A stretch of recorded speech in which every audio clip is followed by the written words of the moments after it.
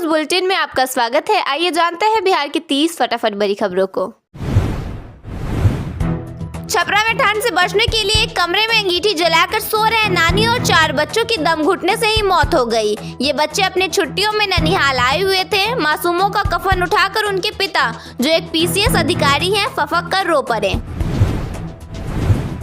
शादी के मात्र 23 दिन बाद बिहार कृषि विभाग के एक अधिकारी संदिग्ध रूप से लापता हो गए। उनकी पत्नी पटना में सीए है, जिन्होंने बताया कि गायब होने से 2 घंटे पहले उनकी बात हुई थी। अधिकारी की आखिरी लोकेशन फतुहा में मिली है। जेडीयू प्रवक्ता नीरज कुमार ने दावा किया है कि राबड़ी देवी के आवास में हथियारों का एक गुप्त तहखाना बना हुआ है। उन्होंने सरकार से मांग की है कि जब आवास खाली हो तो उस विशेष हिस्से की खुदाई करवाई जाए। मुजफ्फरपुर में एक नवविवाहिता की मौत के मामले में उसके पति को गिरफ्तार किया गया है। युवती की शादी इसी साल जून में हुई थी। युवती के भाई का आरोप है कि दहेज में 51 लाख रुपए देने के बावजूद ससुराल वाले फॉर्च्यूनर और फ्लैट की मांग कर रहे थे।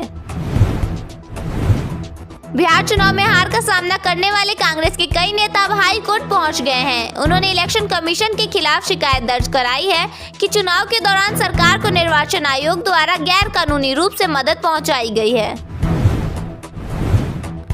गोपालगंज के प्रसिद्ध थावे मंदिर में चोरी करने वाले आरोपी का पुलिस ने एनकाउंटर कर दिया है। आरोपी के पास से थावे मां के मुकुट का एक हिस्सा बरामद हुआ है। चोरी की घटना को अंजाम देने के बाद वह बक्सर में अपनी प्रेमिका के घर छुपा हुआ था।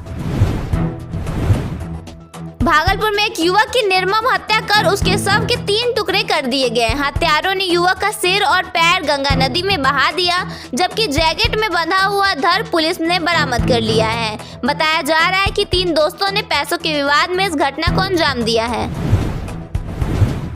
गोपालगंज में एक व्यक्ति द्वारा 3 साल में 3 शादियां करने का मामला सामने आया है, जिसके बाद उसकी 2 पत्नियां थाने पहुंच गई। पति का तर्क है कि पहली 2 पत्नियों ने कभी पत्नी धर्म का पालन नहीं किया, जबकि तीसरी पत्नी बिल्कुल वैसी है जैसा वह चाहता था। मोकामा के पूर्व विधायक अनंत सिंह की पत्नी नीलम देवी ने अपने दोनों बेटों अभिषेक और अंकित सिंह के साथ शुक्रवार को केंद्रीय मंत्री ललन सिंह से औपचारिक मुलाकात की। पीएमसीएच में कार्यरत नर्सों ने वेतन कटौती के विरोध में प्रदर्शन शुरू कर दिया है। लगभग 415 नर्सों ने सैलरी काटे जाने का आरोप लगाया है। 31 दिसंबर से काम के पूर्ण बहिष्कार की चेतावनी दी गई है।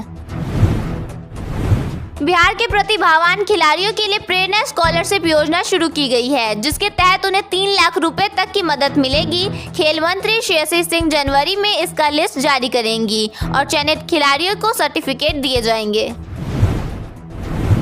बक्सर में स्थानीय स्तर पर पार्टी में हुई टूट को लेकर पंचायती राज मंत्री ने बयान दिया है कि इस स्थिति के लिए पार्टी का नेतृत्व ही पूरी तरह से जवाबदेह है। लालू प्रसाद यादव के नए घर की बाउंड्री बेऊर जेल की दीवार से भी ऊंची है। सुरक्षा के लिहाज से वहां बाहरी सुरक्षा कर्मियों और स्थानीय लोगों का प्रवेश पूरी तरह से प्रतिबंधित कर दिया गया है।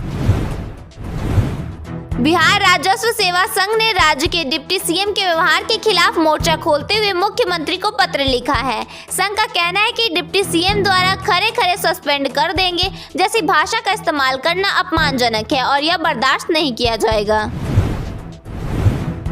मौसम विभाग ने बिहार के सभी 38 जिलों के लिए कोल्ड डे का ऑरेंज अलर्ट जारी किया है। रिपोर्ट के अनुसार आने वाले दिनों में राज्य में ठंड और कनकनी ज्यादा बढ़ने की संभावना जताई गई है।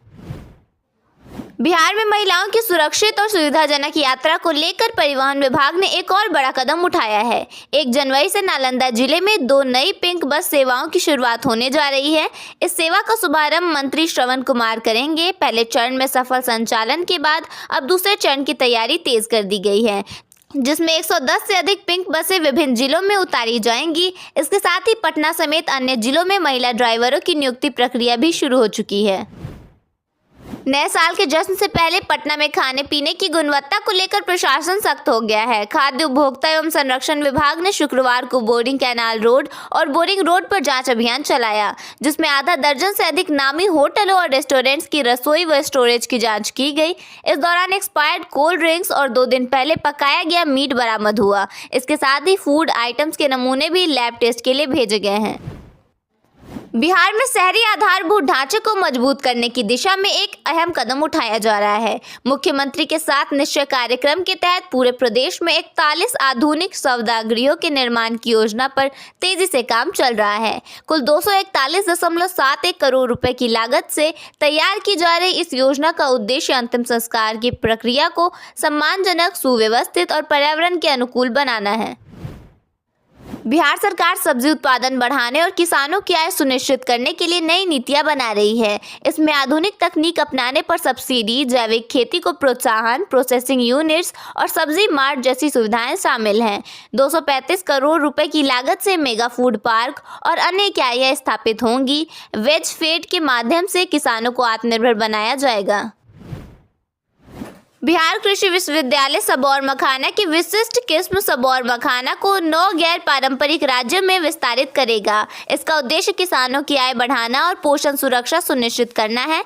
विश्वविद्यालय 255 रुपये प्रति किलोग्राम की दर से 100 क्विंटल बीज उपलब्ध कराएगा, जिसे लगभग 30 हेक्टेयर क्षेत्र में खेती होगी। यह पहल मखाना को राष्ट्रीय फलक पर पहचान दिलाएगी। मधेपुरा के बुधवा में 8.6 करोड़ रुपए की लागत से 50,000 लीटर क्षमता वाले मिल्क चिलिंग प्लांट का निर्माण हो रहा है। यह परियोजना दुग्ध उत्पादन बढ़ाएगी, ग्रामीण अर्थव्यवस्था को मजबूत करेगी और 3500 महिलाओं को सहकारी समितियों से जोड़कर सशक्त बनाएगी।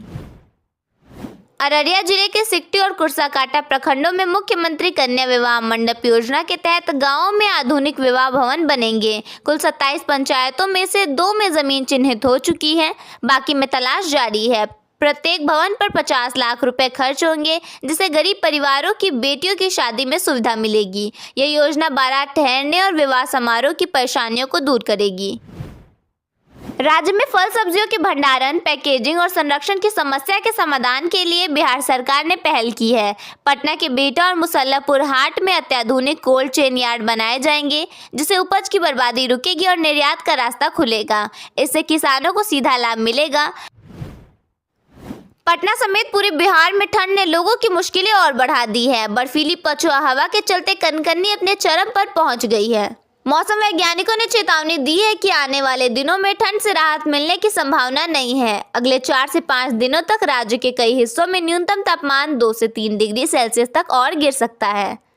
ऐसे में ठंड और ज्यादा तीव्र होगी। मौसम विभाग ने लोगों को सतर्क रहने की सलाह दी है। खासकर बुजुर्गों, बच्चों और बीमार लोगों को ठंड से बचाव करने, अनावश्यक यात्रा से बचने और वाहन चलाते समय सावधानी बरतने की अपील की गई है।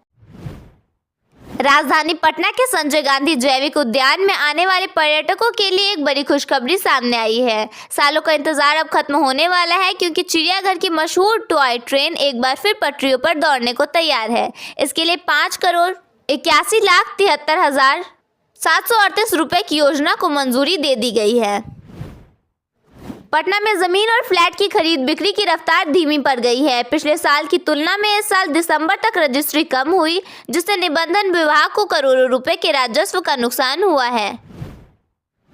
बिहार में साइबर अपराधियों ने ठगी का नया तरीका अपनाया है। अब वे बिजली बिल बकाया और कनेक्शन काटने के नाम पर उपभोक्ताओं को फर्जी कॉल और मैसेज भेजकर ठगी कर रहे हैं।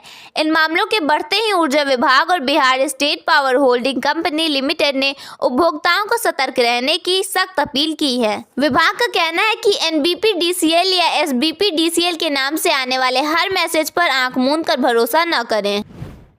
औरंगाबाद की वार्ड 10 में बिना लाइसेंस के पशुवध, गंदगी, टूटी सड़कें और अतिक्रमण जैसी गंभीर समस्याएं हैं। बचे हुए मांस से दुर्गंध और बजबजाती नालियों से नागरिक परेशान हैं। नर्सिंग कॉलेज का निर्माण भी धन की कमी से रुका हुआ है। बिजली के तारों का मकर जाल और अतिक्रमण आवागमन बाधित कर रहा है। स्थानीय लोग प्रशासन से इन बुनियादी समस्याओं के समाधान की मांग कर रहे हैं।